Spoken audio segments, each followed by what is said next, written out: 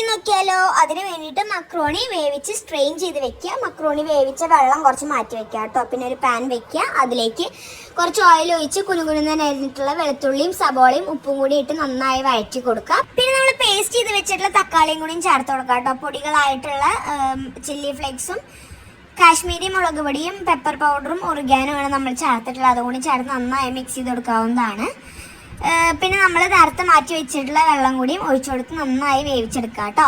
നമ്മൾക്ക് 1/2 കപ്പ് പാലും ഫ്രഷ് ക്രീമും കൂടി ഒഴിച്ചു കൊടുക്കുക കേട്ടോ. നന്നായി മിക്സ് ചെയ്യുമ്പോൾ ശ്രദ്ധിക്കുക. എൻ്റെ അമ്മയെ പോലത്തെ ആൾക്കാരൊക്കെ ആണെങ്കിൽ നോൺ സ്റ്റിക്ക് പാത്രത്തിൽ സ്റ്റീലിൻ്റെ ഇതൊന്നും ഇട്ട് ഇളക്കാൻ കേട്ടോ. എനിക്ക് ഇപ്പം തന്നെ ഒന്ന് കിട്ടിയിട്ടുള്ളൂ. അപ്പോൾ ഈ കുറുകി വരുന്ന സമയത്ത് നമ്മൾക്ക് ഒരു മാഗി ക്യൂബും കൂടിയും ചേർത്ത് കൊടുക്കുക കേട്ടോ. നന്നായി മിക്സ് ചെയ്തതിന് ശേഷം നമ്മൾ വേവിച്ച് വെച്ചിട്ടുള്ള മക്രോണിയും കൂടി ഇട്ട് നന്നായി മിക്സ് ചെയ്തെടുക്കാവുന്നതാണ്. പിന്നെ നിങ്ങളുടെ ഇഷ്ടത്തിനനുസരിച്ച് ചീസും 1 ക്യൂബ് ബട്ടറും കൂടി ഇട്ട് കൊടുത്ത് നന്നായി മിക്സ് ചെയ്യുക. അപ്പോൾ നമ്മുടെ മക്രോണി ഇവിടെ റെഡി ആയി. അപ്പോൾ എല്ലാവരും ഫീഡ്ബാക്ക്സ് അറിയിക്കും. Okay, by.